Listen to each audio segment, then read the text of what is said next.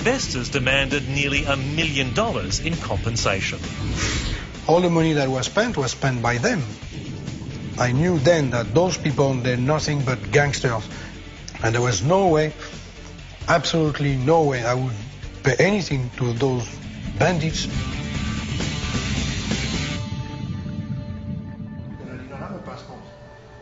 Jobert claims to be a former French covert military operative. And his escape by boat to India was like something from a spy novel. He donned an abaya worn by Emirati women to sneak onto and disable a Navy patrol boat. I never thought in my life that one day I would be walking the lobby of a hotel in full combat gear, covered with a woman's disguise. It was like being a ghost. Then he sailed out to sea in a small dinghy to a yacht that was waiting to spirit him away. I escaped on a Friday at 11 o'clock in the morning, when I know everybody is at the mosque. After a nervous 10 days at sea, he reached India safely and has now written a book called Escape from Dubai. I exposed the truth of what is really Dubai. They are not used to that. They don't want that. They want to silence people like me. And what I did to them is worse than a crime, to reveal that Dubai is just smoke and mirrors and expose their frauds and their lies.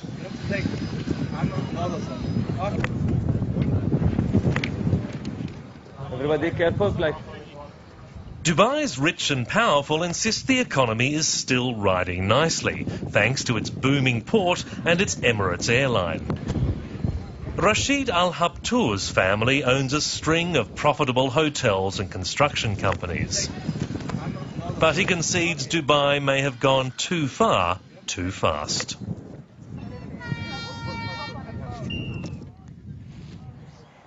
We should have had more a regulated market. There was so much speculation. There was so much buying and selling and trading. Dubai property market became like a stock market of just buying, just the same thing like you buy shares, buy it and sell it. Same thing happened in the property market. There was too many speculators, too many cowboys.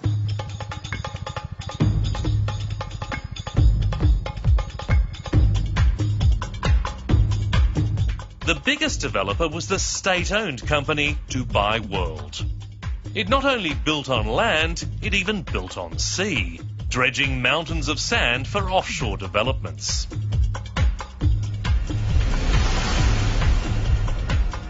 The grandest project was called The World, a series of artificial islands shaped as countries 4 kilometres out to sea. 4 years ago, it was expected to become one of the biggest developments on the planet. We took a boat to see how the project has fared, sailing along artificial canals that 2 years earlier were desert. While security boats kept us away from the islands, it was clear the world was flat. Well, 4 years on, it doesn't actually look much different. Just a bunch of empty, artificial, insanely expensive islands. Now, we're assured that the countries have been sold and that eventually the mansions and hotels and boutiques will be built. But the cost of these follies has left Dubai World with multi-billion-dollar debts that will never be recouped. You can only marvel that a state-owned company ever imagined this was a good idea. At some point, I felt like this was becoming a surreal environment.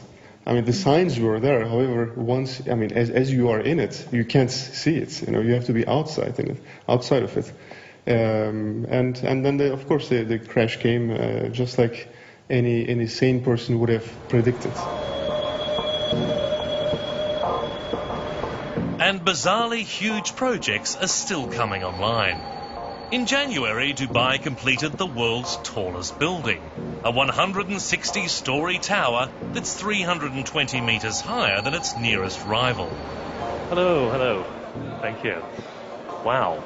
It's not just the peak of Dubai's achievement, Many critics see it as the height of its folly.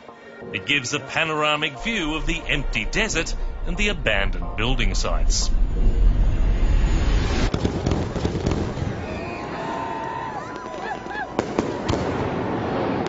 But for Emiratis and many expatriates, it was something to celebrate. A sign that Dubai was back in business. This country has been extraordinary, and it is still on the move, and it's still on the rise. Dreams definitely can come true in Dubai, without a doubt. Derek Khan is a Jamaican-born fashion designer who moved here from the US. The good thing about the recession, it got rid of a lot of the trash from the country, straight up. You come here for a greedy purpose, you come here to better yourself. But at the same time, you have to understand the culture and give back to what is good to you. This country has been extraordinarily kind to me. I have no intentions of moving. I love it, and I couldn't imagine being anywhere else other than Dubai.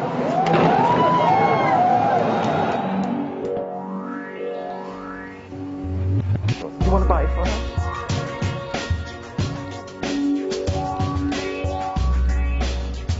Would be amazing, and you see, I love the shoes. Derek Khan makes his money at the top end of town.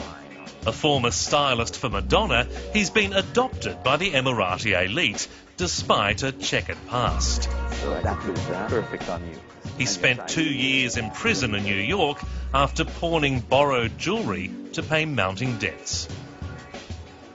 It was a very stupid, ridiculous thing I did, and guess what? It was a scheme to defraud, and in the US that is a serious crime. Another Azadine. They asked me to design a collection of jewels. I thought, hold on a second. What do you want? You know, my first impression was like, no, this is not happening. It was completely upfront and true. They told me they knew who I was and they had understood what had happened, and basically everyone deserves a second chance, and they were great enough to give it to me. This is the strange duality of Dubai. All Emiratis have to follow the same criminal and Sharia laws. But Dubai's elite loves to indulge in what some would call Western decadence.